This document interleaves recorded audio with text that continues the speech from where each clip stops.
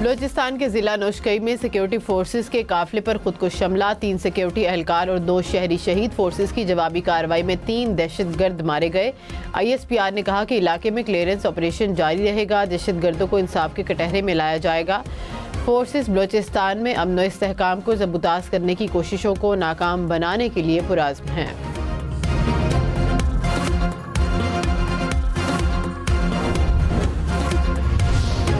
कौमी सलामती की पार्लिमानी कमेटी का इजलास मंगल को तलब। वज़ीर-ए-आज़म शहबाज शरीफ की एडवाइस पर स्पीकर कौमी असम्बली ने इजलास बुला लिया।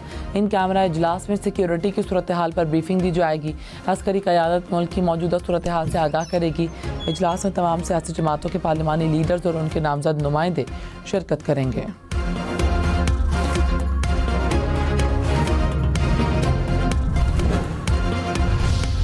वज़ीर दिफा ख्वाजा आसिफ ने कहा कि दहशतगर्दी के मामले पर तमाम जमातों को गैर मशरूत साथ होना चाहिए। APC में PTI भी गैर मशरूत शिरकत करे।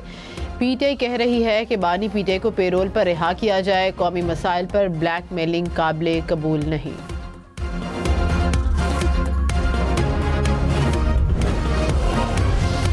वज़ीर आला अली अमीन गंडापुर ने कहा PTI दौर में अमन व अमान की सूरत हाल बेहतर थी, बताएं हालात ख़राब क्यों हुए। खैबर पख्तूनख्वा का मवाजना सिंध और पंजाब से करना दुरुस्त नहीं, यहाँ के हालात और चैलेंजेस मुख्तलिफ हैं। सूबे के बकाया जात 2000 अरब रुपए से बढ़ गए हैं, वाजिबात अदा ना किए गए तो एहतजाज होगा।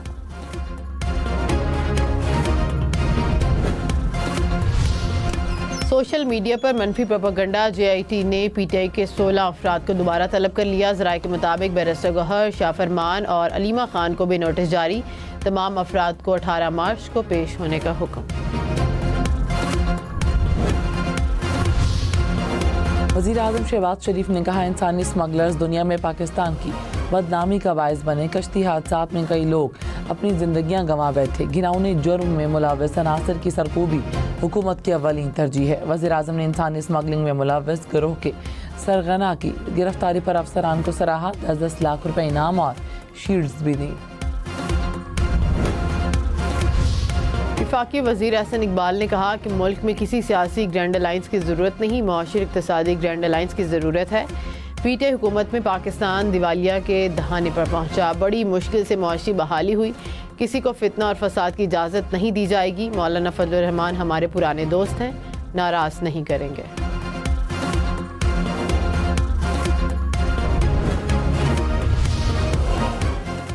कौमी असम्बली का इजलास आज दोपहर 2 बजे होगा। इजलास का 18 निकाती एजेंडा जारी। मुख्तलिफ कायमा कमेटियों की रिपोर्ट्स पेश की जाएंगी। गवर्नर सिंध कामरान टिसोरी ने कहा कि दहशतगर्दी के जरिए नौजवानों के मुस्तकबिल से खेला जा रहा है। गैर मुल्की ख्वारिज पाकिस्तान को तरक्की नहीं करने देना चाहते। नौजवान तहरीक चलाकर दहशतगर्दी को रोक सकते हैं। खालिद मकबूल सदीकी ने कहा कि इस मुल्क की हिफाजत करने वाले जाग रहे हैं। मुकद्दस महीने में खुदकुश हमले करने वाले किस किस्म के मुसलमान हैं।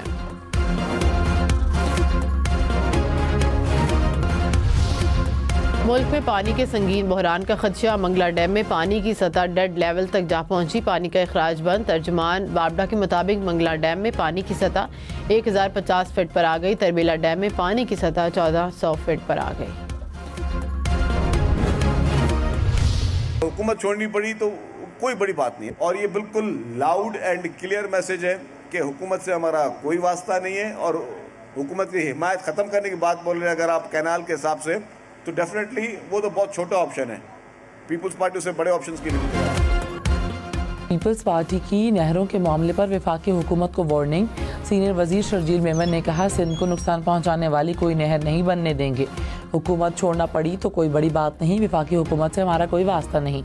हुकूमत की हिमायत छोड़ने से बड़े ऑप्शन के लिए भी तैयार हैं। दरियाए सिंध का 1 इंच पानी भी कम नहीं होने देंगे।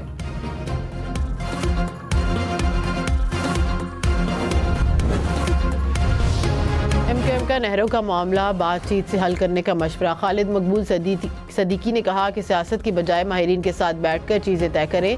सिंध के हक पर डाका नहीं डालना चाहिए। सदर मुमलिकत भी कह चुके हैं कि बातचीत होनी चाहिए।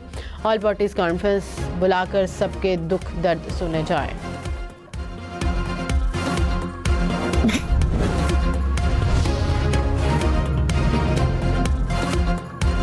कराची के इलाके बल्दिया मदीना कॉलोनी में राशन तकसीम के दौरान भगदड़ मच गई। एक खातून जाँ बहक, 3 जख्मी। पुलिस के मुताबिक फलाही इदारे की जानिब से राशन तकसीम किया जा रहा था। खवातीन की बड़ी तादाद मौजूद थी। कराची में डाकुओं ने एक और शहरी को गोली मार दी। न्यू टाउन में डकैती मुज़ाहमत पर फायरिंग से शहरी जख्मी। नॉर्थ कराची में वारदात की कोशिश नाकाम। डाकू और शहरी में फायरिंग का तबादला। लियारी में मुबैना पुलिस मुकाबले में 2 मुलजिम हलाक। बल्दिया मदीना कॉलोनी में डाकुओं ने दूध के व्यापारी से 40 लाख रुपए लूट लिए।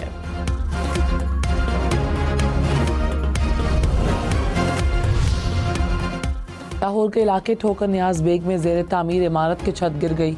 रेस्क्यू के मुताबिक छत गिरने से एक शख्स मौके पर जाँ बहक, एक जख्मी हो गया। टांक और जनूबी वजीरिस्तान के मुख्तलिफ इलाकों में 12 घंटे के लिए कर्फ्यू नाफिज। डिप्टी कमिश्नर्स ने नोटिफिकेशन जारी कर दिया। मखसूस इलाकों में सुबह 6 से शाम 6 बजे तक मुकम्मल कर्फ्यू होगा। अवाम से कर्फ्यू के दौरान गैर ज़रूरी नकलो हरकत से गुरेज करने की अपील।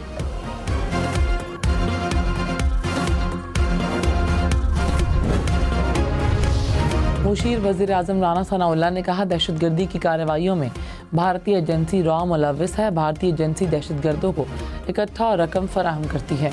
दहशतगर्द किसी रियायत के मुस्तहिक नहीं। वज़ीर मुमलिकत बिलाल अज़हर कियानी ने कहा, शोहदा के खिलाफ मनफी प्रोपेगेंडा करने वालों से सख्ती से निपटा जाएगा। काबीना अरकान की सानिया जाफर एक्सप्रेस के शोहदा के अहल खाना से ताज़ियत।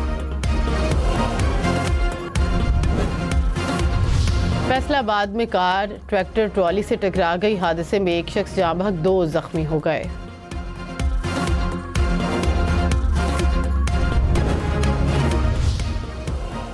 घोटकी में रुकने सिंध असम्बली जाम महताब की गाड़ी पर फायरिंग।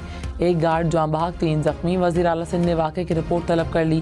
कहा, मुल्ज़िमान की फौरी गिरफ्तारी अमल में लाई जाए।